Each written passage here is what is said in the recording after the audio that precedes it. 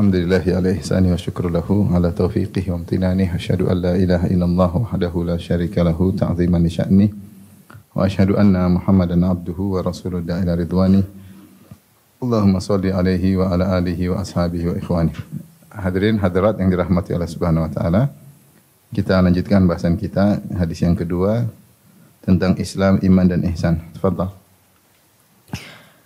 Bismillah wassalatu wassalamu ala Rasulillah wa ala alihi wa ashabihi wa mawalah wa man tabi'ahum bi ihsanin ila yaumiddin wa ba'd.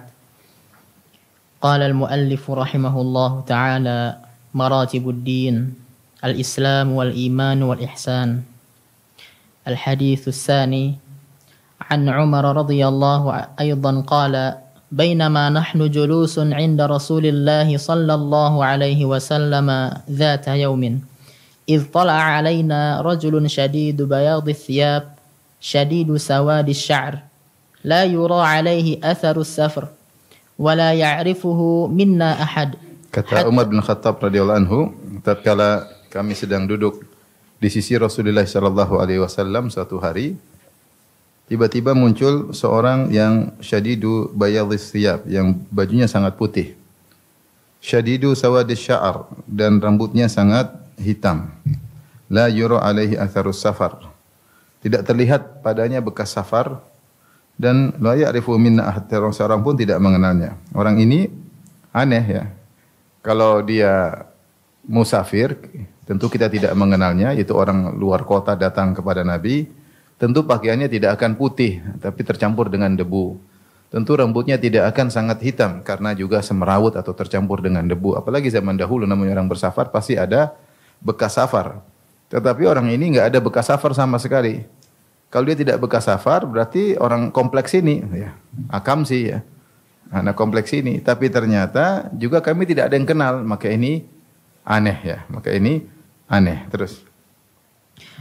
حتى جلس إلى النبي صلى الله عليه وسلم فأسند ركبتيه إلى ركبتيه وضع كفيه على فخذيه. Kemudian setelah itu dia langsung menuju kepada Nabi sallallahu alaihi wasallam, lantas dia menyandarkan kedua lututnya ke kedua lutut Nabi sallallahu alaihi wasallam, dan dia meletakkan kedua telapak tangannya di atas paha dia ya. Dan ini menunjukkan dia sedang dalam kondisi hay'ah talibul ilm, seorang yang sedang menuntut ilmu dengan tawadhu di hadapan sang guru, yaitu dengan berduduk seperti duduk iftirash ya. Kemudian lututnya disandarkan kepada lutut Nabi, mendekat kepada Nabi, yaitu murid mendekat kepada guru.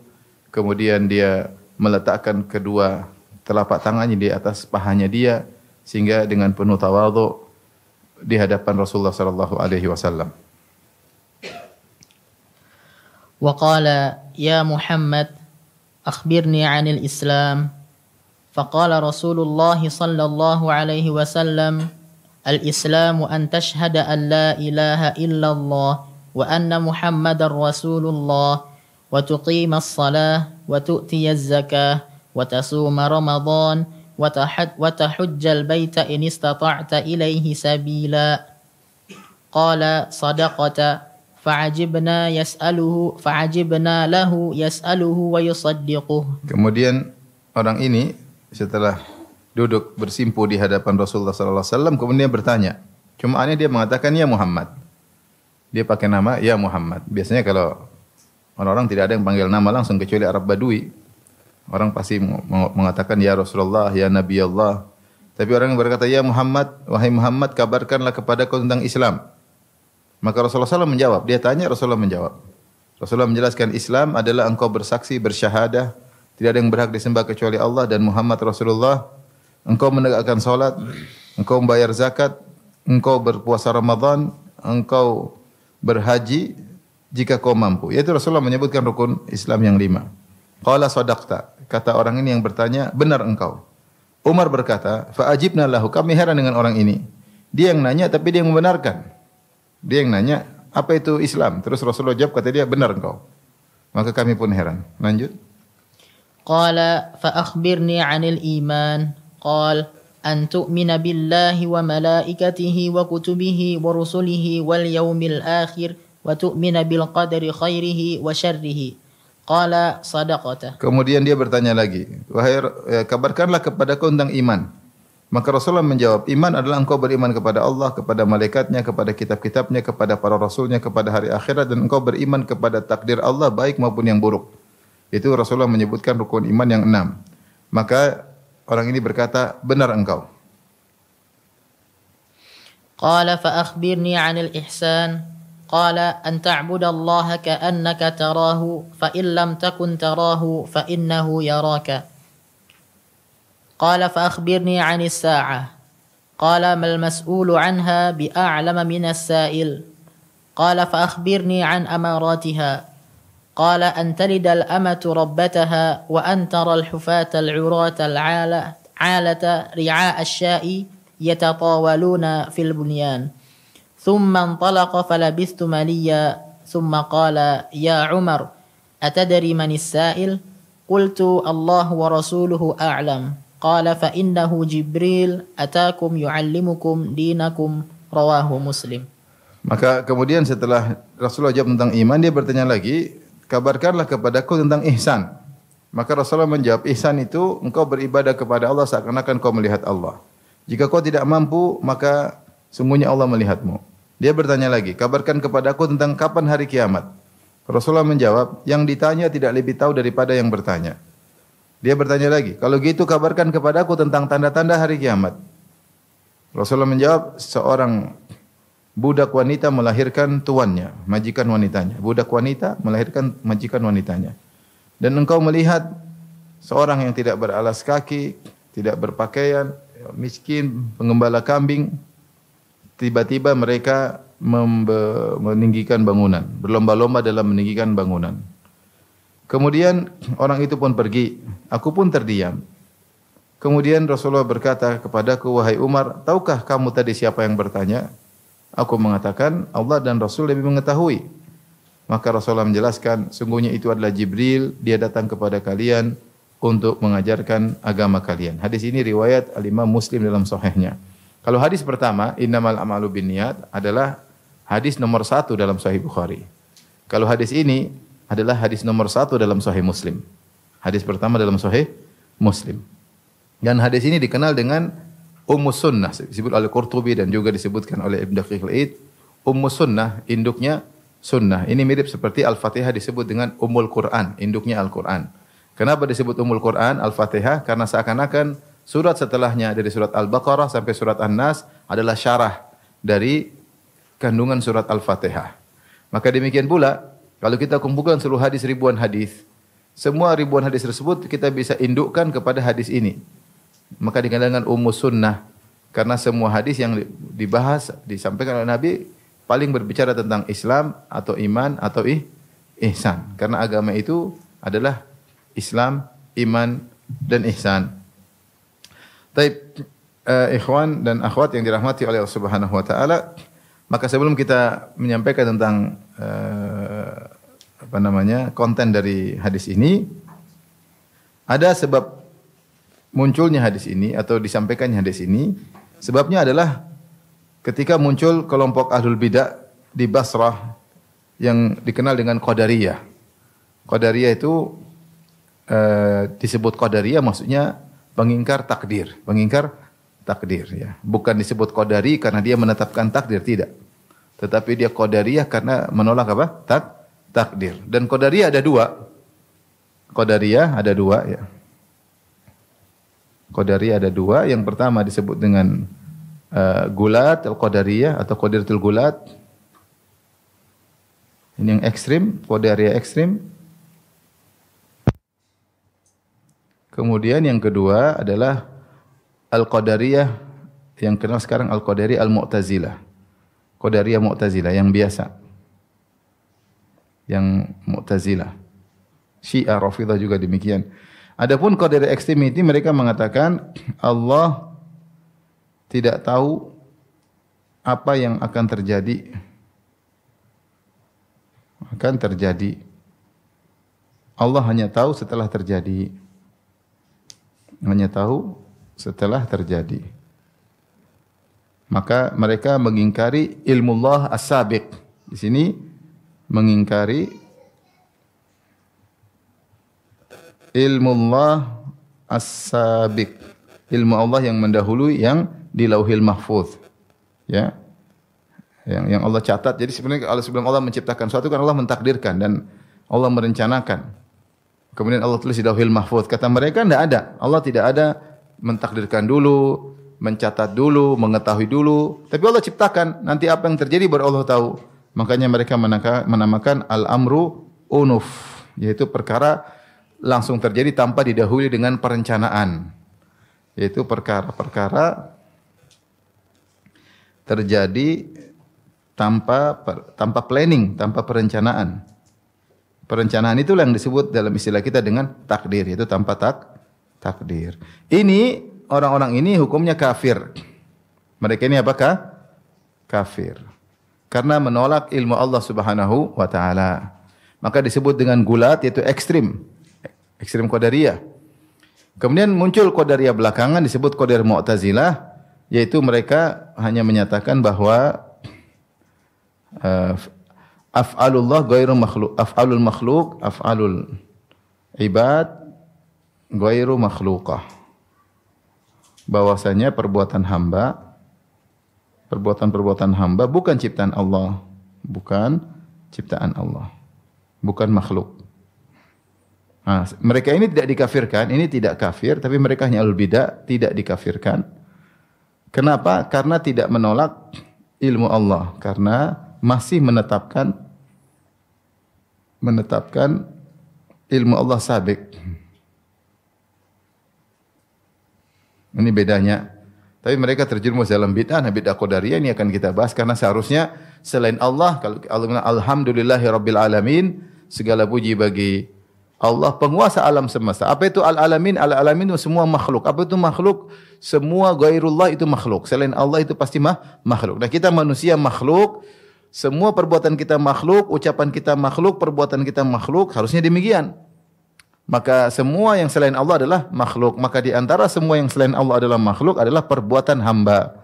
Perbuatan hamba ini juga merupakan makhluk. Ini diingkari oleh Qadariyah Mu'tazilah dengan dalil-dalil mereka, dengan logika mereka. Tentunya bukan saatnya kita bahas sekarang. Saya hanya menyampaikan kepada ikhwan dan akhwat bahwasanya ada dua Qadariyah. Qadariyah yang muncul pertama kali muncul, Qadariyah yang ekstrim di zaman Ibnu Umar radhiyallahu taala anhu, dan ini disebutkan dalam Sahih Muslim sebab kenapa Ibnu Umar menukil dari bapaknya Umar bin Khattab tentang hadis Jibril ini. Dari Yahya bin Ma'mar dia berkata, sungguhnya yang pertama kali membahas tentang takdir itu menolak takdir adalah di Basrah, itu di Irak. Namanya Ma'bad al-Juhani, Oleh karenanya Yahya bin Ma'mar ingin bertanya kepada sahabat yang masih hidup. Kata dia, saya pun pergi bersama Humaid bin Abdurrahman al-Himyari, dua orang tabi'in. Kami pun pergi berhaji atau umrah. Lalu kami berkata, seandainya kami sempat bertemu dengan salah seorang dari sahabat Rasulullah sallallahu alaihi wasallam, lalu kami akan bertanya tentang perkataan mereka ini, akidah mereka ini bagaimana. Alhamdulillah Allah memberikan taufik kepada kami sehingga kami bertemu dengan Ibnu Umar, yaitu Abdullah bin Umar. Dia sedang masuk masjid, maka kami pun fakta naftuhu ana wa sahibi, itu kami mengepungnya, satu sebelah kanan, satu sebelah kiri. Ya. Kemudian aku menyangka sahabatku akan membiarkan aku yang berbicara. Maka aku pun sebagai jubirnya, juru bicara. Maka aku berkata, wahai Abu Abdurrahman, wahai Ibnu Umar, telah muncul dari sisi kami sekelompok orang, mereka baca Al-Quran dan mereka mendalami ilmu. Lalu dia sebutkan tentang bagaimana orang-orang tersebut. Wa annahum yaz'umuna alla qadar, namun mereka saking berdalam-dalam tentang ilmu, mereka menyangka tidak ada takdir. Wa annal amra unuf, bahwasanya segala perkara terjadi tanpa planning dulu dari Allah Subhanahu wa taala. Ini maksudnya kelompok Ma'bad al-Juhani. Maka apa kata Ibnu Umar? Fa idza laqita ulaik, kalau kau bertemu lagi dengan mereka, fa akhbirhum anni bari'un minhum. Kamu sampaikan kepada kelompok tersebut, sungguhnya aku berlepas diri dari mereka, wa annahum bura'u minni, dan mereka berlepas diri dariku. Walladzi yahlifu bihi Abdullah bin Umar, demi Allah yang Ibnu Umar bersumpah dengannya, lau anna li ahadi mithla Uhudin dhahaban, seandainya salah seorang dari mereka memiliki emas sebesar gunung Uhud, fa anfaqahu ma qabilallahu minhu, kemudian dia infakkan emas sebesar gunung Uhud tersebut Allah tidak akan terima hatta yu'mina bil qadar, sampai dia beriman kepada takdir. Haddatsani Abi Umar bin Khattab, baru kemudian dia menyebutkan hadis Jibril ini. Yang di mana dalam hadis Jibril tersebut ketika Rasulullah bertanya, "Fa akhbirni anil iman," kabarkanlah kepadaku tentang iman, maka Rasulullah berkata di antaranya antuk minabil qadari khairi wa syarrihi, kau beriman bahwasanya segala yang terjadi baik maupun yang buruk semua adalah dengan takdir Allah. Nah, orang-orang ini mereka menolak. Kenapa mereka menolak bahwasanya bahwasanya Allah punya ilmu tentang semua yang akan terjadi? Karena mereka enggak mungkin Allah menghendaki suatu keburukan. Sehingga mereka mengatakan ini terjadi tanpa sepengetahuan Allah.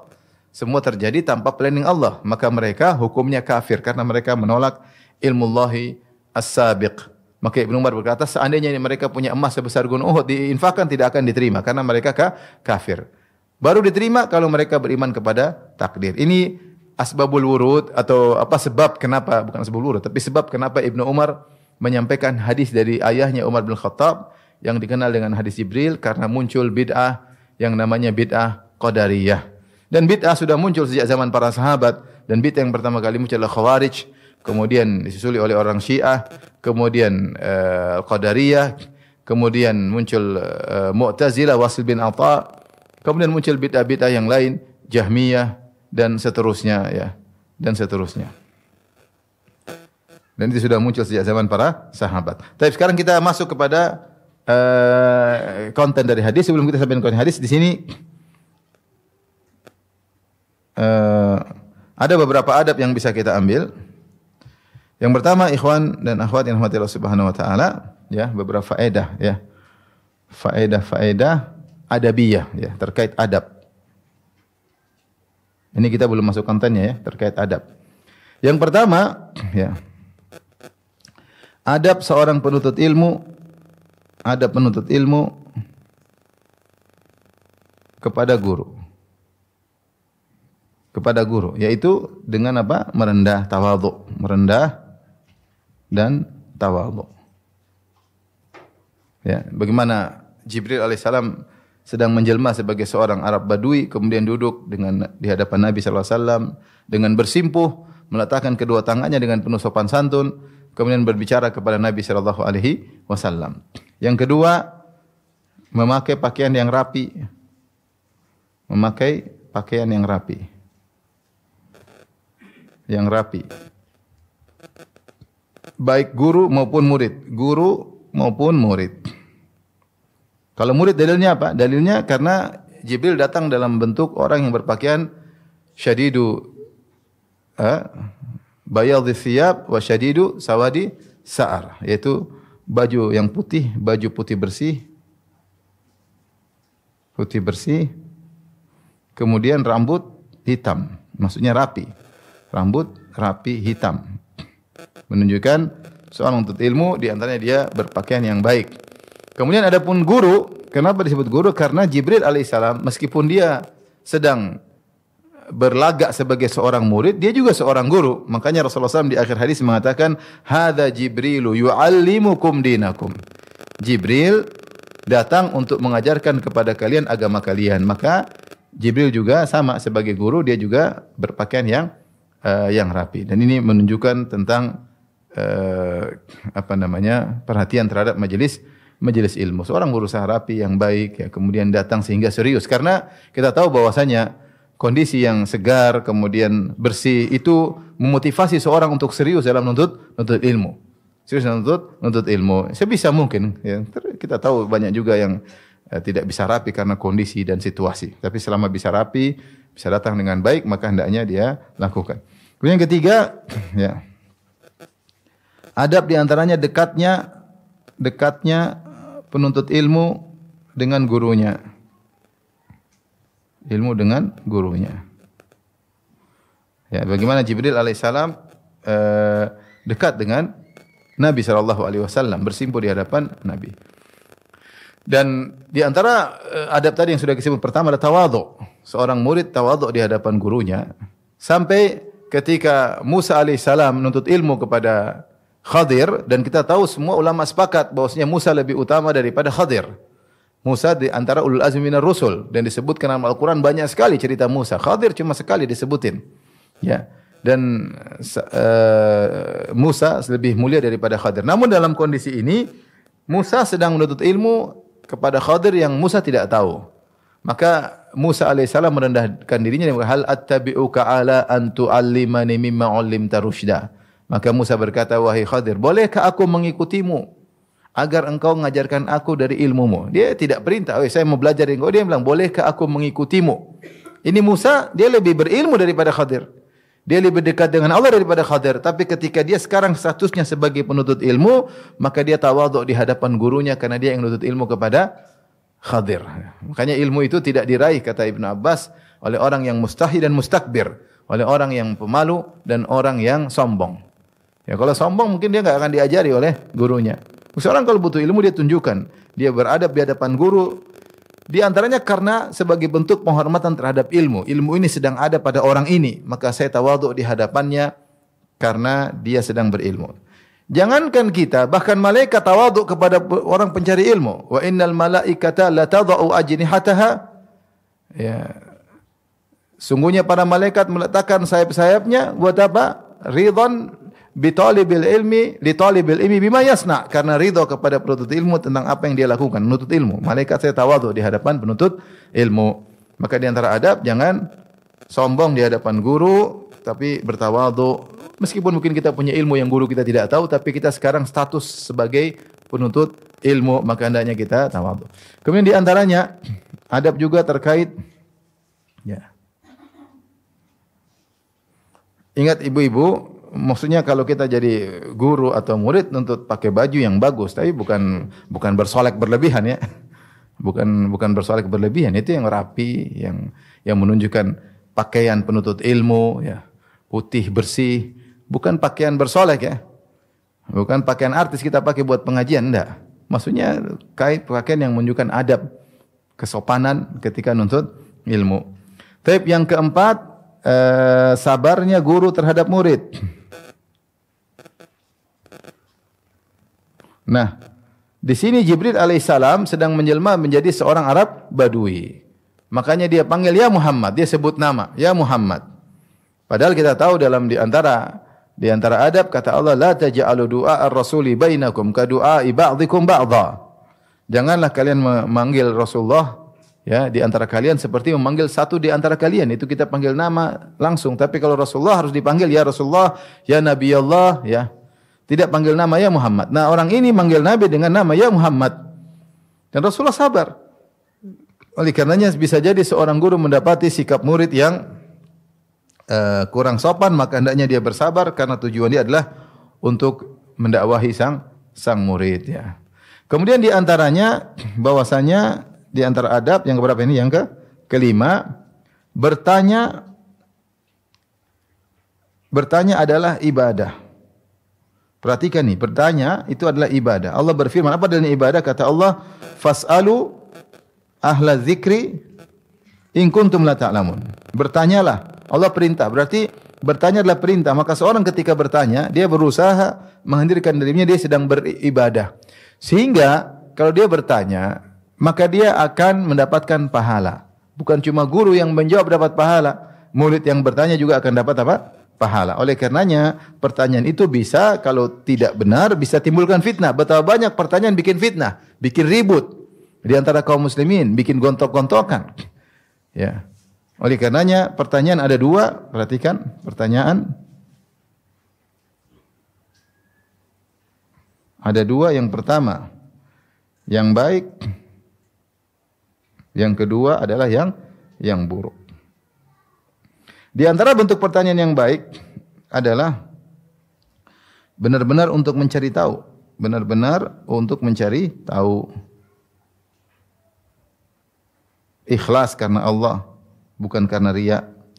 Yang kedua misalnya untuk memberi faedah kepada penanya murid yang lain, untuk memberi faedah kepada murid-murid yang lain meskipun dia pun tahu jawabannya. Seperti yang terjadi pada kisah ini, murid-murid yang lain. Jibril alaihissalam, dia udah tahu jawabannya. Tapi dia tanya Nabi sallallahu alaihi wasallam supaya didengar oleh para sahabat yang lain. Makanya Nabi berkata di akhir, "Hadza Jibrilu atakum yuallimukum dinakum." Ini Jibril datang untuk mengajari kalian, tapi dia ngajari kalian dengan bentuk pertanyaan. Kita boleh untuk beri faedah katanya, "Ustaz, bagaimana hukum ini?" Karena yang lain pada tidak tahu, maka Ustaz pun menjawab. Kita niat baik. Niat baik, ya. Oleh karenanya, betapa banyak orang bertanya pahalanya luar biasa. Perhatikan. Orang Arab Badui banyak tanya kepada Nabi, tapi pertanyaan mereka polos, benar-benar mereka ingin tahu. Akhirnya jawaban Nabi jadi hadis, banyak. Seperti seorang Arab Badui mengatakan, fanada, dia berteriak, kaifa salatul lail? Bagaimana salat malam? Rasulullah jawab, salatul lail masna. Itu yang tanya orang Arab Badui. Salat malam itu 2 rakaat. Fa idza khasya ahadukumus subha falyusalli wahidatan tutiru lahu ma qad shalla. Kalau seorang khawatir segera terbit fajar, maka witirlah 1 rakaat. Itu pertanyaan orang Arab Badui. Subhanallah. Ternyata sampai sekarang kita bahas dan dia juga dapat pahala karena dia bertanya kepada Nabi dengan pertanyaan yang benar-benar polos ingin tahu jawaban. Demikian juga misalnya seorang bertanya, "Ya Rasulullah, ausini, berilah wasiat kepadaku." Kata Rasulullah, "La taghdab." Subhanallah. Sampai sekarang kita dapat faedah. Jangan marah. La taghdab walakal jannah. Jangan kau marah maka kau masuk surga. Tahu enggak ibu-ibu hadis ini? Apa tadi? La taghdab walakal jannah. Jangan marah, jangan suka ngomel ibu-ibu. Kalau masuk surga jangan suka ngomel. Kemudian lihatlah ketika ada Arab Badui bertanya, "Ya Rasulullah, mata sa'ah?" Rasulullah, kapan hari kiamat? Dan dia bertanya bukan karena iseng-iseng, enggak, memang dia ingin tahu hari kiamat kapan. Maka Rasulullah balik bertanya sama dia. Ya. Wa madza adatalah? Karena Rasulullah tidak tahu kapan hari kiamat. Kata Rasulullah, "Apa yang kau siapkan untuk hari kiamat?" Maka dia menjawab, "A'datul laha la bi kathrati salatin wala sadaqatin wala siyamin walakinni ma'adatul laha bi kathrati salatin wala siyamin wala sadaqatin walakinni uhibbullaha wa rasulah." Aku tidak mempersiapkan diriku bertemu hari kiamat dengan banyak salat. Aku salat tapi tidak banyak. Aku sedekah tapi tidak banyak. Aku puasa tapi tidak banyak. Dia polos. Akan tapi aku cinta kepada Allah dan Rasulnya. Maka Rasulullah mengatakan, "Anta ma'aman ahbabta." Kau akan bersama dengan orang yang kau cintai. Subhanallah, ini faedah ternyata buat luar biasa sampai sekarang. Sampai kata Anas, "Aku tidak mendapati karunia dalam setelah Islam, ma farihal muslimun, tidaklah kaum muslimin bergembira ba'dal Islam, setelah nikmat Islam, seperti mereka mengetahui sabda Nabi, almar'u ma'aman ahab, seorang akan dikumpulkan bersama dengan siapa yang dia cintai. Ini kabar gembira. Fa inni uhibbun nabi wa Abu Bakr wa Umar wa arju an akuna ma'ahum bi hubbi iyyahum wa illam a'mal bimithli a'malihim. Maka aku cinta kepada Nabi, aku cinta kepada Abu Bakar, kata Anas, aku cinta kepada Umar, dan aku berharap bisa dikumpulkan bersama mereka meskipun aku tidak bisa beramal seperti mereka. Jadi maksud saya, kalau orang bertanya tulus, dia sedang beribadah. Bukan cuma yang menjawab dapat pahala, yang bertanya juga dapat pahala. Lihatlah Ibnu Taimiyah rahimahullah, betapa banyak risalah yang dia tulis gara-gara pertanyaan. Risalah Tadmuriyah, kenapa? Dia tulis untuk ahli Tadmur. Ada yang bertanya. Risalah Marrakeshiyah, sama. Siapa yang ada yang bertanya dari Marrakesh, dari di daerah Maghrib. Kemudian ada yang bertanya, Aqidah Wasitiyah. Kenapa? Ada ahli wasit, ada seorang penduduk negeri wasit bertanya sama beliau tulis risalah Aqidah Al-Wasitiyah. Sekarang betapa banyak manfaatnya. Dan Majmu' Fatawa, itu kebanyakan pertanyaan. Bagaimana pendapat Anda yang mulia begini? Imam Ibn Taimiyah jawab sampai dikumpulkan sekarang 36 jilid. Itu semua dari pertanyaan. Jadi kalau seorang bertanya dengan tulus, maka dia akan dapat pahala. Ada model pertanyaan yang buruk, ya. Di antaranya untuk ngetes aja, ngetes ustaz. Dia enggak tahu, cuma dia sok ngetes ustaz. Ini apa faedahnya dia ngetes? Kalau tidak tahu, sudah ustaz punya kekurangan, ini buat apa? Ya, dia tahu kalau ustaz berilmu ya tanya, kalau enggak ya enggak usah tanya. Untuk riya, untuk debat ustaz, dia tunjukkan bahwasanya dia pandai, dia tanya ustaz bagaimana begini dalam buku ini. Orang terpesona, ini orang bacaannya banyak sekali. Ternyata dia bertanya untuk riya, untuk menunjukkan dia banyak baca, yaitu misalnya dia banyak literasi. Dia tunjukkan sehingga orang dengar terpesona. Dalam buku ini pendapat ini, mazhab ini dalam buku ini. Bagaimana menurut ustaz? Ini orang. Atau untuk misalnya untuk pansos. Apa? Pansos itu apa? Numpang beken. Tanya sama ustaz, kemudian ustaz jawab, kemudian dia diskusi. Jadi siapa ini? Dia terkenal numpang beken. Ya. Atau dengan niat lain, ya tadi untuk misalnya menjatuhkan ustaz, niat-niat buruk, niat-niat buruk.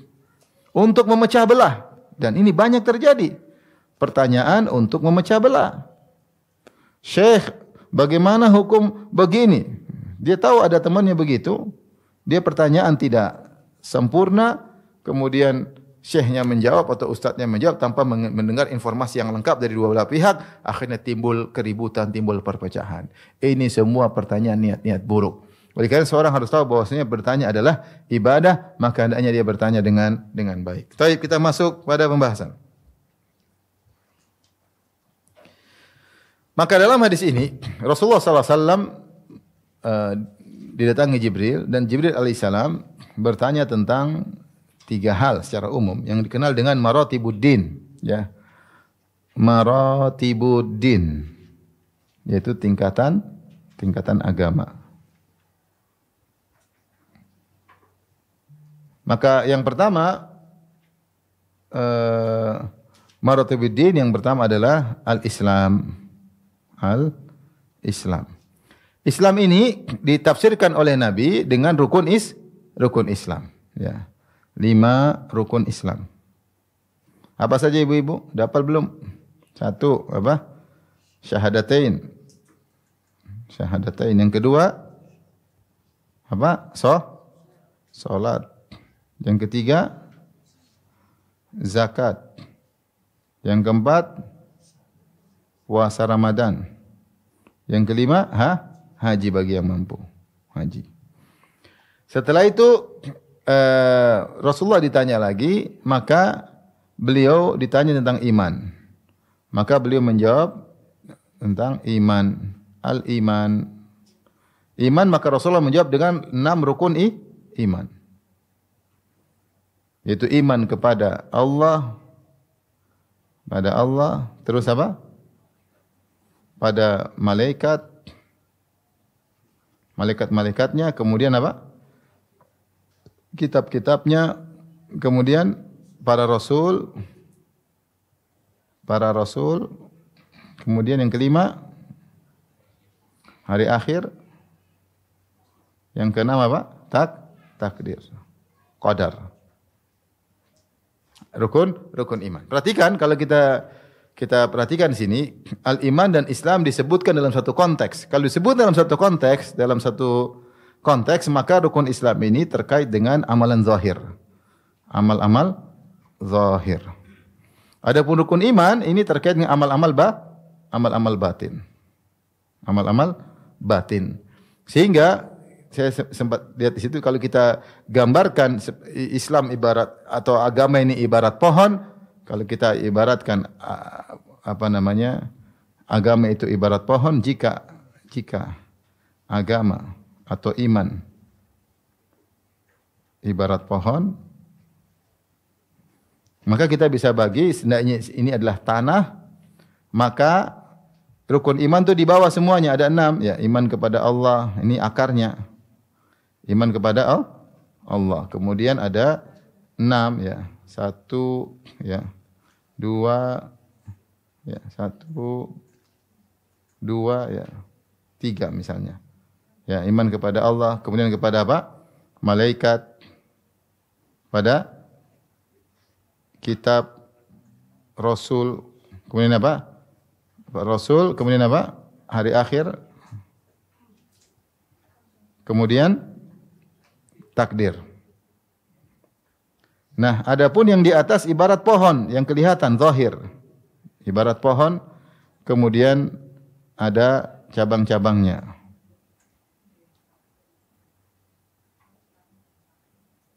Ya, misalnya gini. Maka ini adalah syahadatain. Ini rukun pertama, rukun kedua, rukun ketiga, rukun keempat, rukun kelima. Kemudian baru daunnya. Ya, ini gambarannya. Maka iman terkait dengan hal-hal yang tidak kelihatan, adapun Islam terkait dengan hal-hal yang zahir. Tetapi kita tahu bahwasanya yang zahir itu tumpuannya adalah yang bagian mana? Bagian bawah. Bagian bawah. Setelah itu baru kemudian Rasulullah ditanya tentang ihsan yang ketiga. Al-ihsan. Al-ihsan itu apa? Maka Rasulullah menyebutkan dua tingkatan. An ta'budallaha ka'annaka tarahu, engkau beribadah kepada Allah seakan-akan engkau melihat Allah. Fa illam takun tarahu fa innahu yarak. Kalau kau tidak melihat Allah, maka yakinlah Allah melihatmu. Maka ihsan itu kondisi dalam menjalankan iman dan Islam. Maka al-ihsan adalah kondisi seseorang dalam menjalankan ibadah. Iman atau ihsan. Ihsan atau Islam atau iman. Islam atau iman. Maka seorang dalam menjalankan Islam atau iman, ya, maka dia meyakini bahwasanya Allah sedang melihatnya, atau dia meyakini dia sedang melihat Allah Subhanahu wa taala. Ini gambaran. Maka disebut dengan maratibuddin karena Islam, iman dan ihsan adalah tingkatan-tingkatan agama. Nah, dari sini kalau kita mau buat himpunan, paham Ibu ini? Kita buat himpunan, maka kita bisa bikin himpunan misalnya yang paling besar disebut dengan al-Islam.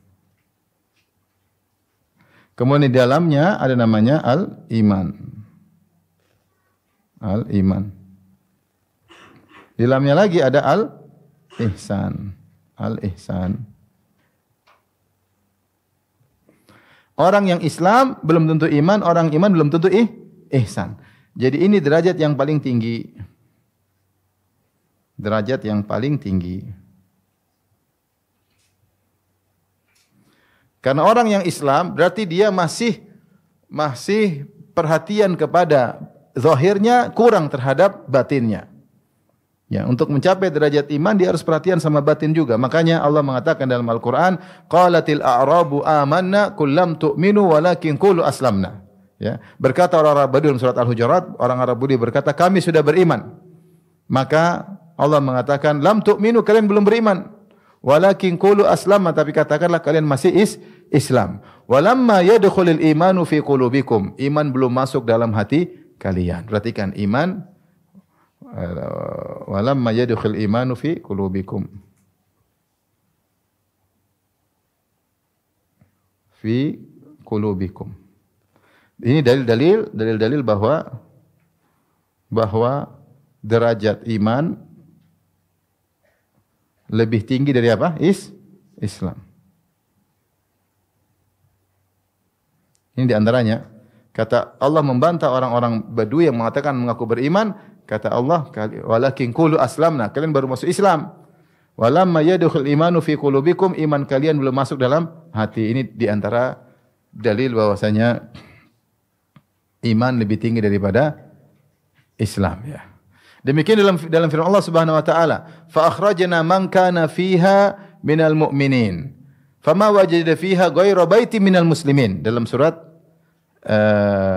Az-Zariyat kata Allah Subhanahu wa taala, fa akhrajna man kana fiha minal mu'minin fama wajadna fiha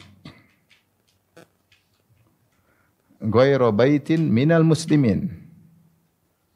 Perhatikan, ini cerita tentang kaum Nabi Lut yang diselamatkan. Ketika Allah turunkan azab kepada kaum Nabi Lut, Allah berkata, perhatikan, fa akhrajna man kana fiha minal mu'minin, maka kami selamatkan dari negeri tersebut dari kalangan kaum mukminin. Siapa? Nabi Lut dan dua putrinya. Selamat. Fama wajadna fiha ghayra baitin minal muslimin. Yang kami dapati di kampung tersebut ada hanya satu rumah. Satu rumahnya kaum muslimin. Kenapa Allah bedakan mukmin dengan muslimin? Kata para ulama, karena yang selamat benar-benar orang beriman, adapun pemilik rumah ada istrinya Nabi Lut dan zahir dia munafik, dia menampakkan keislaman di hadapan siapa? Nabi Lut. Sehingga dia seakan-akan minal muslimah, tetapi dia bukan minal muslimah. Karena rumah itu yang tempati adalah orang mukmin, orang muslim, maka Allah membuat standar paling rendah. Kata Allah, "Fama wajadna fiha ghayra baitin minal muslimin." Kami tidak dapati rumah yang selamat kecuali rumahnya apa? Kaum muslimin. Maksudnya Nabi Lut dan putrinya dan istrinya. Tapi yang selamat cuma yang beriman. Ini dalil bahwasanya beda antara mukmin dengan muslim. Demikian juga ketika dalam hadis ketika Rasulullah memuji Amr bin As, kata Rasulullah sallam, aslaman nas wa amana Amr bin As. Subhanallah. Orang-orang Islam, adapun Amr bin As iman. Berarti Amr bin As memiliki kedudukan yang spesial. Karena Rasulullah berkata, aslaman nas, orang-orang Islam, adapun Amr bin As iman. Wa amana Amr bin As. Demikian juga dalam hadis Sa'ad bin Abi Waqqas radhiyallahu ta'ala anhu ketika Rasulullah membagi pemberian kepada orang-orang, ada satu orang yang tidak dibagi. Kata Rasulullah, kata Sa'ad bin Abi Waqqas, ya Rasulullah, kau berikan kepada orang-orang sementara kau tidak beri kepada si fulan. Wa inni la arahu mu'minan. Padahal menurutku dia seorang mukmin. Kata Nabi, au musliman. Bilang muslim. Dia bilang, ya Rasulullah, saya lihat dia seorang mukmin. Kata Nabi, muslim. Bilang muslim. Sampai 3 kali atau 2 kali. Kenapa? Karena Amr bin As sedang berbicara, kalau bilang dia beriman, berarti Sa'ad bin Abi Waqqas sedang berbicara tentang hati. Maka Rasulullah bilang, jangan nilai hatinya, nilai dulu zahirnya. Maka Rasulullah berkata, awa musliman. Atau muslim. Ini dalil bahwasanya beda antara iman dengan Islam. Taib, ya. Jadi dalilnya tadi di antaranya perkataan Nabi sallallahu alaihi wasallam, aslaman nas wa amana Amr bin As. Kemudian juga tadi kata Sa'ad bin Abi Waqqas, ini arahu mu'minan, kata Nabi sallallahu alaihi wasallam, au musliman. Kata Amr bin As, kenapa kau tidak kasih sedekah kepada orang itu padahal menurut saya dia beriman? Kata Nabi, ucapkan saja muslim. Kenapa? Nabi mengajarin untuk nilai zahirnya saja dulu. Nilai zahirnya dulu.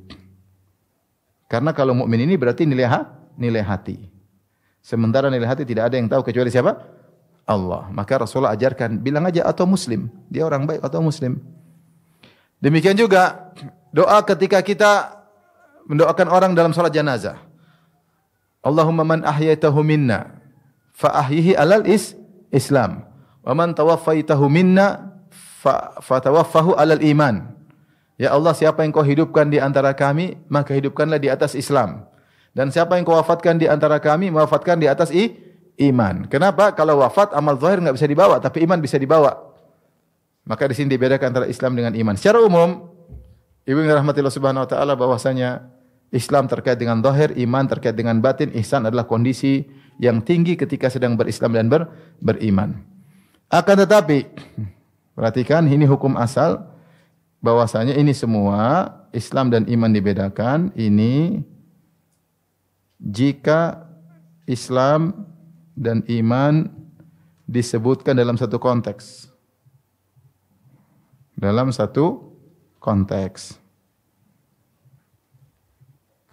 Disebut dalam konteks, maka iman terkait dengan batin, Islam terkait apa? Zahir. Ibu-ibu sabar ya, belajar ya. Jangan ngelamun. Tetapi jika iman dan Islam disebutkan secara bersendirian, Islam tok atau iman tok. Kalau disebut Islam tok atau iman tok, maka Islam ya iman, iman ya Islam.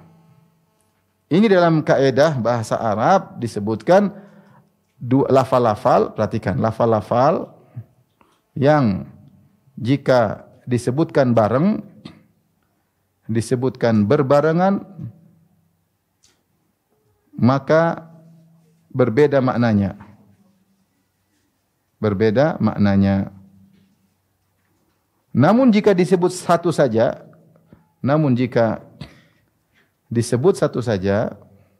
salah satunya saja, maka maknanya mencakup yang kedua. Maka maknanya mencakup yang lainnya. Nah, ini dalam istilah disebut idza, dua lafal idza ijtama'a iftaraqa. Wa idza iftaraqa ijtama'a. Contoh lafal seperti apa? Miskin dan fakir. Fakir.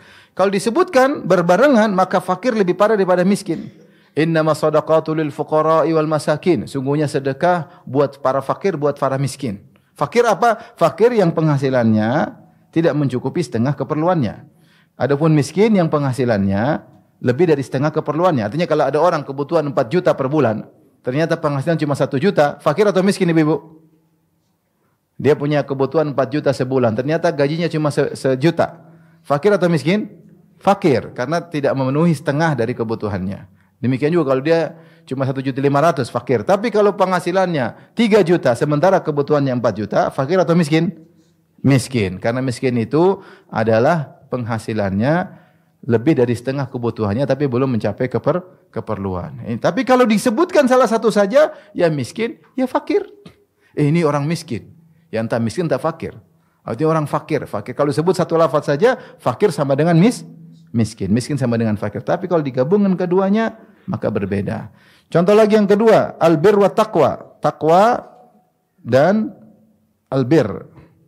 Ini kalau digabungkan, albir terkait kebajikan, at-taqwa terkait dengan meninggalkan maksiat.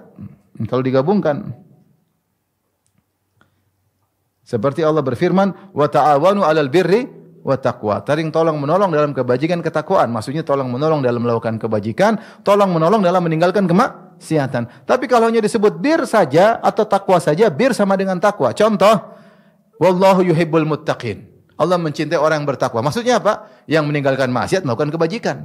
Sehingga takwa mencakup bir karena yang disebut cuma takwa doang. Sama kalau disebut albir saja juga mencakup takwa. Laisal birra an tuwallu wujuhakum, laisal birra an tuwallu wujuhakum qibala al-masyriq wal maghrib, walakinnal birra man amana billah. Ya, dan seterusnya. Laisal birra an tuwallu, dan seterusnya. Ini albir mencakup takwa. Takwa mencakup bir. Jadi kalau disebut salah satunya sama dengan. Kalau disebut bareng-bareng berbeda. Di antaranya adalah Islam dan iman. Islam dan apa? Iman. Coba contoh yang dipisah. Contoh tadi kita sebutkan yang dipisah. Disebutkan salah satunya saja. Salah satunya. Contoh ya. Banyak ini banyak. Contoh misalnya doa Nabi Yusuf alaihissalam, tawaffani musliman wa alhiqni bisalihin. Taib. Wafatkan aku dalam kondisi muslim. Muslim sini maknanya amalan zahir atau mencakup iman? Mencakup karena cuma disebut muslim doang. Ya. Beda kalau Nabi Yusuf berkata tawaffani musliman mu'minan, baru kita tafsirkan muslim amal zahir, mukmin amal batin. Tapi ketika disebutkan salah satunya berarti ya Islam ya iman, muslim ya mukmin. Faham? Ya. Misalnya Allah berfirman, ya. Ya ayyuhalladzina amanu kutiba alaikumus shiyam. Taib. Ini amanu ini mencakup Islam atau iman juga atau iman doang? Iman ya Islam, dua-duanya karena disebut cuma masalah iman. Paham Ibu? Mukmin ya muslim, muslim ya mukmin. Contoh lagi apa namanya? Misalnya Allah berfirman, "Innad dina indallahi al-Islam." Taib. Islam sini mencakup iman atau tidak? Mencakup iman. Memang terima cuma amalan zahir, amal batin Allah tidak terima, dua-duanya Allah terima. Ini maksud saya, ini kaidah dalam syariat, jika dua kata disebutkan berbarengan dalam satu konteks, maka maknanya beda. Tapi kalau disebut salah satunya, mencakup yang lain. Mudah-mudahan ibu-ibu paham. Paham ibu-ibu? Alhamdulillah yang telah memahamkan ibu-ibu ya. Baik, sekarang kita bahas tentang ihsan ibu-ibu. Ini penting, ihsan. Dan ini yang sangat urgen dalam kehidupan kita sehari-hari. Al-ihsan.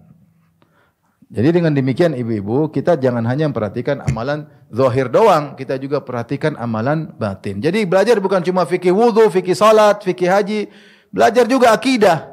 Iman kepada Allah, iman kepada Dia, itu adalah pondasi, sangat penting kita belajar akidah. Jangan dianggap remeh. Karena akidah ini pondasi luar biasa. Kalau pondasinya kuat, maka pahala amal zahirnya lebih tinggi. Dulu para sahabat kenapa amal mereka pahalanya banyak dibandingkan orang belakangan? Karena iman mereka tinggi. Sampai Rasulullah mengatakan, ya law anna ahadakum anfaqa mithla uhudin dhahaban ma balagha mudda ahadim wala nasifahu. Kalau salah seorang dia akan infak emas sebesar gunung Uhud, tidak akan sama dengan infak sahabat meskipun hanya 1 genggam, 2 genggam gandum atau setengah gandum. Apa yang membedakan? Karena iman sahabat sangat tinggi. Kuatnya iman mempengaruhi kualitas ibadah. Kuatnya iman mengaruhi kualitas apa? Ibadah. Jadi benar kita belajar amal zahir penting. Salat, zakat, puasa, haji itu penting. Tetapi jangan lupa untuk belajar akidah, masalah keimanan. Taib. Di antara yang menjadikan suatu amal berkualitas adalah ihsan. Ihsan tadi dua tingkatan. Tingkatan yang pertama, anta'budallah ka'annaka tarahu, ibadah kepada Allah seperti melihat Allah.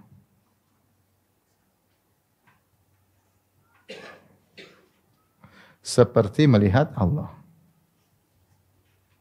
Perhatikan di sini Rasulullah menggunakan kalimat seperti karena memang tidak mungkin melihat Allah. Selama masih hidup tidak akan bisa lihat Allah. Kata Nabi SAW, ta'allamu annakum lan taraw rabbakum hatta tamutu. Ketahuilah kalian tidak akan bisa melihat Allah sampai kalian mati. Nabi Musa melihat Allah tidak bisa. Dia pun pingsan. Falamma tajalla rabbuhu lil jabali ja'alahu dakka wa kharra Musa sa'iqa. Tatkala Allah bertajalli memperlihatkan dirinya lewat gunung pun hancur, Musa pun pingsan. Tidak mampu. Kenapa? Tubuh kita enggak kuat. Kita lihat matahari aja enggak kuat. Lihat orang ngelas aja kita enggak kuat. Lihat malaikat enggak bisa. Lihat jin enggak bisa. Lihat Allah juga tidak mampu. Nabi Muhammad SAW sudah dekat dengan Allah ketika Isra Mi'raj. Ditanya oleh Abu Dzar, hal ra'aita rabbak? Apa kau lihat Allah? Kata Nabi Muhammad SAW, nurun anna arahu. Enggak bisa. Ada cahaya yang menghalangi. Bagaimana aku bisa lihat Allah Subhanahu wa Ta'ala? Ya.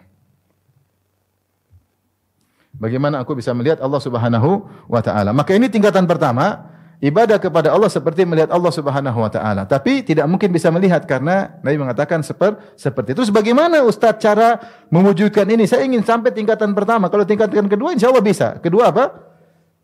Ibadah kepada Allah dengan yakin Allah sedang melihatmu.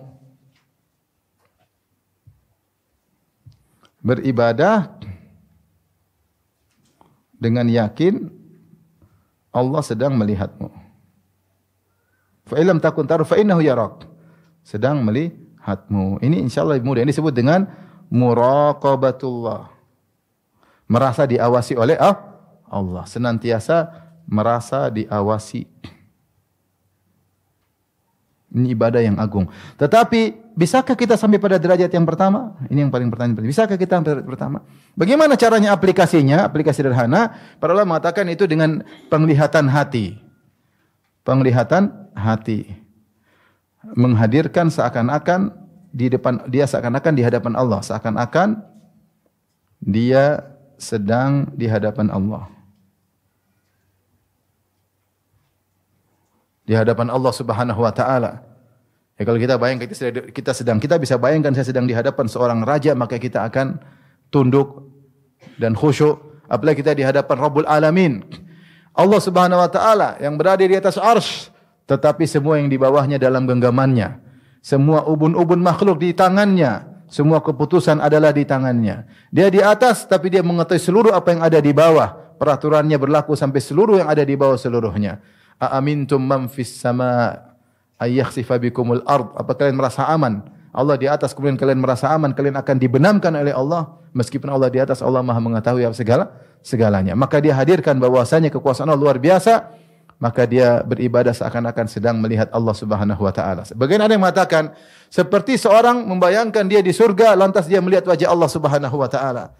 Maka dia ketika melihat wajah Allah tentu dia akan sangat cinta kepada Allah, sangat takut kepada Allah, sangat berharap kepada Allah. Sehingga dia menghadirkan dalam batinnya sedang melaporkan dirinya di hadapan Rabbul Alamin, maka itu membuat dia khusyuk. Jadi kita sedang melapor, salat sedang melapor kepada Allah, sedang berkeluh kesah berhadapan dengan Allah. Tentu kita tidak akan bisa bayangkan zatnya karena kita tidak tahu zat Allah, tapi kita sedang membayangkan seakan-akan kita sedang di hadapan Allah. Itu bisa kalau kita sedang berusaha bahwasanya sedang di hadapan Allah. Maka dia sedang berhadapan dengan Allah, maka dia akan langsung otomatis khusyuk. Ini agak susah memang. Tetapi kalau dia tidak mampu ini, derajat yang kedua, dia yakin Allah sedang melihat saya. Itu lebih bisa. Bahwasanya Allah Maha melihat, Maha mendengar. Nah, siapa yang menjalankan ini, maka dia akan kualitas ibadahnya tinggi. Dan kalau dia bisa sertakan dalam kehidupannya sehari-hari, maka dia telah mencapai derajat Islam dia lewati, derajat iman dia lewati, tembus ke derajat ihsan, dan hanya sedikit orang-orang yang muhsinun. Hanya sedikit. Makanya kenapa orang bisa memaafkan? Karena dia tahu Allah sedang melihat dia, Allah sedang mengawasinya. Kenapa dia bisa bersedekah dengan banyak? Atau saya sedang bersedekah, Allah sedang melihat saya. Sehingga dia bisa melakukan itu semua. Kenapa dia tidak butuh riya? Ngapain saya riya? Sementara zat yang maha agung, yang maha mulia. Kalau dia memuji maka itu terpuji. Kalau dia mencela itu yang tercela. Manusia enggak. Makanya ketika Nabi Muhammad SAW dipanggil oleh Arab Badu. Ya Muhammad, ukhruj ilaina. Wahai Muhammad, keluarlah ketemu kami. Sungguhnya madhuna zain wa dhammuna syain. Kami ingin puji engkau Muhammad. Karena kalau kami memuji, engkau akan mulia. Kalau kami cela, engkau akan buruk. Kata Nabi, Nabi keluar. Kata Nabi, dzalikallah. Yang begitu hanya Allah. Yang begitu, kalau muji pasti terpuji. Kalau buruk pasti mencela, pasti tercela. Itu hanya Allah. Manusia, orang baik dicela, ternyata yang dicela baik. Ada orang dipuji-puji, ternyata dia buruk. Itu manusia. Adapun Allah, kalau Allah muji pasti terpuji. Kalau Allah cela, pasti tercela. Maka ketika seorang menghadirkan dalam dirinya bahwasanya Allah sedang melihatnya, sedang mengawasinya, Allah sedang menilainya, dia tidak butuh dengan penilaian netizen, dia tidak butuh dengan penilaian orang, dia akan terhindar dari riya, dia akan terhindar dari sum'ah. Kenapa? Dia tahu Allah sedang melihat saya. Sudah. Wa ma taf'alu min khairin wa ma tunfiqu min khairin ya'lamuhu Allah. Apa yang kau lakukan Allah tahu, selesai. Dia tahu Allah sedang melihatnya, maka kualitas ibadahnya tinggi. Dia melewati Islam, dia lewati iman, dia menembus sampai pada derajat ihsan. Dan ini butuh perjuangan. Sehingga melengkaplah derajat ihsan pada dalam dirinya. Demikian ibu-ibu yang dirahmati Allah Subhanahu wa taala, semoga Allah menjadikan kita semua hamba-hambanya yang mukminin dan muhsinin ya. Wallahu taala a'lam bissawab. Oh iya, ditegur, masih ada yang hari kiamat. Ya udah kita lanjut sebentar. Kemudian Rasulullah ditanya tentang hari kiamat. Fa akhbirni anis saah. Maka Rasulullah mengatakan, mal mas'ulu anha bi'ala minas sa'il. Yang ditanya tidak lebih tahu daripada yang bertanya. Dalam bahasa kita yang lain itu la adri. Itu maknanya apa lah? La adri. Cuma Rasulullah ada include. Dia ingin mengatakan bukan saya aja yang tidak tahu. Engkau yang bertanya pun juga tidak tahu. Padahal malaikat Jibril sangat dekat dengan Allah. Itu pun yang sering komunikasi langsung dengan Allah, malaikat Jibril. Itu pun tidak tahu, apalagi saya. Tapi kita dua-dua sama tidak tahu. Maka Rasulullah berkata, mal mas'ulu anha, yang ditanya itu saya. Tidak lebih tahu daripada yang bertanya. Sama-sama. Tidak tahu. Dan itu rahasia Allah. Inna allaha indahu ilmu sa'ah. Sungguhnya di antara ilmu yang Allah sembunyikan adalah ilmu tentang hari kiamat. Benar Rasulullah SAW menyebutkan tanda-tandanya. Tapi kapan pastinya tidak ada yang tahu. Rasulullah kabarkan hari kiamat pasti hari Jumat. Tapi Jumat yang mana? Di tahun yang mana? Di bulan yang mana? Di minggu yang mana? Enggak ada yang tahu. Yang tahu hanya Allah Subhanahu wa taala. Kemudian ketika Rasulullah SAW tidak tahu, maka kalau ada yang bilang hari kiamat tinggal 30 tahun lagi, gedabrus. Itu dukun nekat jadi dukun. Oleh karenanya kadang-kadang saya heran ada sebagian dai lebih nekat daripada dukun. Dukun aja enggak berani ngeramal gitu. Ini sang dai lebih nekat ngeramal. Oh, umur kita kiamat tinggal sekian puluh tahun.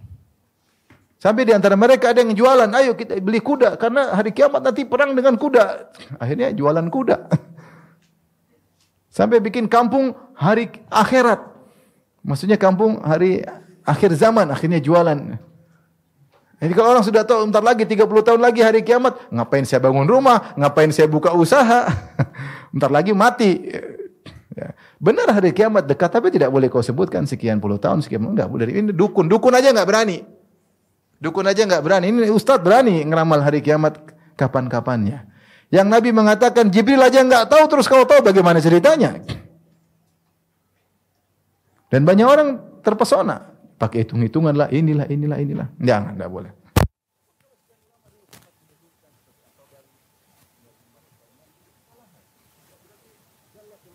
Lama tidak boleh kita ikuti. Dalil banyak tegas menunjukkan bahwasanya tidak ada yang tahu hari kiamat. Nabi pun tidak tahu. Namun di antara rahmat Allah untuk menjelaskan bahwasanya kiamat pasti akan datang, maka ada tanda-tanda hari kiamat. Dan tanda hari kiamat banyak puluhan. Ada buku Asyratus Sa'ah As-Sugra, Al-Kubra. Asyratus Sa'ah tanda-tanda kiamat terjadi laqad jaa asyratuha. Ada tanda-tanda kiamat ada dua. Ada Asyratus Sa'ah Al-Kubra, tanda-tanda besar hari kiamat, ada Asyratus Sa'ah As-Sugra, tanda-tanda kecil hari kiamat. Kalau yang kubra itu menjelang. Dan itu biasanya terkait dengan hal yang luar biasa seperti Dajjal yang tidak wajar dengan perkara yang terjadi di alam semesta ini. Munculnya Dajjal, turun Nabi Isa dari langit. kemudian ada hewan bisa berbicara, matahari terbit dari barat. Ini hal yang luar biasa, baik kejadian di dunia ataupun di langit, disebut asyratus sa'ah al-kubra. Dan ada asyratus sa'ah sugra, yaitu tanda-tanda akan terjadi kiamat yang masih jauh dari terjadi hari kiamat, bukan menjelang hari kiamat. Di antaranya Rasulullah ditanya, fa akhbirni an amaratiha. Kalau gitu kabarkanlah kepadaku tentang tanda-tanda hari kiamat, kata Jibril. Nabi menjawab, antalidal amatu rabbataha. Pertama, Nabi sebutkan 2 tanda, tentu tandanya banyak. Di antaranya kau akan mendapati seorang anak perempuan, seorang wanita melahirkan majikan perempuannya. Seorang wanita melahirkan majikan perempuan. Apa maksudnya ini? Ini mengisyaratkan bahwasanya akan terjadi banyak al-futuhat al-islamiyah. Yaitu bahwasanya Islam akan melebar, berkuasa, sehingga banyak negara-negara akhirnya ditaklukkan oleh kaum muslimin. Sehingga ditaklukkan, akhirnya ada anak kecil yang dijadikan tawanan. Anak kecil wanita dijadikan tawanan. Ibunya tidak, ibunya selamat, anaknya diambil. Diambil oleh kaum muslimin, dirawat, kemudian dia jadi muslimah. Dia jadi muslimah, kemudian dia kaya, kemudian dia beli budak, kebetulan yang dia beli ibunya sendiri. Ini mungkin terjadi. Ini salah satu tafsiran. Maka dikatakan antalidul amatu rabbata, seorang budak wanita melahirkan majikan perempuannya. Bagaimana kok bisa demikian? Tadi ceritanya, ada anak kecil ditawan, anak ini kafirah asalnya. Kemudian ditawan, kemudian masuk Islam, kemudian jadi orang kaya, kemudian dia beli budak, ternyata budak tersebut ibunya dan dia tidak tahu. Sehingga dia berintahin ibunya sendiri padahal ibunya tidak tahu. Ada yang mengatakan maknanya adalah majazi. Maksudnya dia menjelang hari kiamat akan terjadi kedurhakaan besar-besaran. Sampai seorang anak perempuan merintah ibunya seperti pembantunya sendiri. Ibunya diomel-omelin, dibentak-bentak, tanpa digaji, dimarah-marahin. Ada atau tidak? Mungkin belum sampai segitu. Tapi memang sekarang sudah mulai muncul seorang anak memperkerjakan ibunya tanpa gaji. Ngurus cucu, ini kan cucu mama. Dia bersolek ke sana kemari ke mall. Anaknya disuruh yang ngurus apa? Ibunya tanpa digaji. Ini mirip budak. Kalau pembantu kan digaji. Kalau budak tidak digaji. Ini ada kecil-kecilan seperti ini. Tapi bukan itu maksudnya. Maksudnya benar-benar seperti budak. Durhaka luar biasa. Sehingga orang tua disuruh-suruh selayaknya budak, dihina, mungkin dipukul, ditendangin. Selayaknya budak. Ini menunjukkan durhaka akan muncul besar-besaran menjelang hari kiamat. Yang kedua, antara al-hufat al-urat. Aku akan dapat bagaimana penggembala kambing yang tidak pakai baju, cuma pakai sarung, kemudian tidak pakai alas kaki, di mana di padang rumput gembala kambing, tiba-tiba mereka bisa membangun bangunan yang tinggi, dan itu terjadi. Antum coba tanya kepada misalnya negara-negara Arab sekarang ini, 50 tahun lalu mereka seperti apa? Mungkin di antara mereka ada yang cuma gembala kambing. Tiba-tiba 50 tahun kemudian mereka punya ini, punya anu. Jadi masih kecil, bapaknya miskin, dia masih kecil, gembala kambing. Tahu-tahu sekarang udah gede, dia punya bangunan tinggi. Bahkan bikin bangunan-bangunan yang pencakar langit. Itu terjadi, benar-benar terjadi. Kalau kita kembali 50 tahun, 60 tahun, 70 tahun sebelumnya, negara Arab seperti apa? Banyak penggembala kambing yang miskin. Tahu-tahu mereka sekarang kaya raya. Ya. Bangga-banggaan. Indonesia juga ada yang seperti itu. Tadinya semua orang miskin, tahu-tahu jadi kaya raya. Banyak. Entah gimana caranya. Tapi bisa terjadi. Dan ini apakah pujian atau celaan? Tidak pujian, tidak celaan. Karena boleh saja seorang bangun bangunan yang tinggi. Yang dicela, yatatawalun, bangga-banggaan. Perkataan yatatawalun seakan bangga-banggaan. Oh, saya itu tinggi, saya harus lebih tinggi. Bangga-banggaan dalam urusan dunia itu tercela. Tapi kalau bangun bangunan yang tinggi ada masalah. Tapi bangga-banggaan, sombong-sombongan karena lebih tinggi itu tercela. Kemudian tiba-tiba Jibril pergi, Rasulullah dalam riwayat, "Rudduhu ilayya." Tahan dia, bawa ke sini. Para sahabat cari enggak dapat. Rasulullah ingin kasih tahu itu bukan manusia biasa, itu malaikat. Karena malaikat punya kemampuan untuk menjelma. Padahal Rasulullah bilang, "Tangkap, terus bawa sini." Rudduhu ilayya, itu tangkap dia bawa sini. Tapi mereka cari enggak dapat, hilang begitu saja karena dia memang bukan manusia, dia malaikat. Maka Rasulullah di akhir hadis mengatakan, "Hadza Jibrilu." Rasulullah bertanya, "Tahukah kau Umar siapa itu?" Tidak tahu. Allah wa Rasulullah alam. Rasulullah mengatakan, "Hadza Jibrilu atakum yu'allimukum dinakum." Itu Jibril datang kepada kalian ngajarin agama buat kalian. Wallahu taala alam bisawab. Assalamualaikum warahmatullahi wabarakatuh.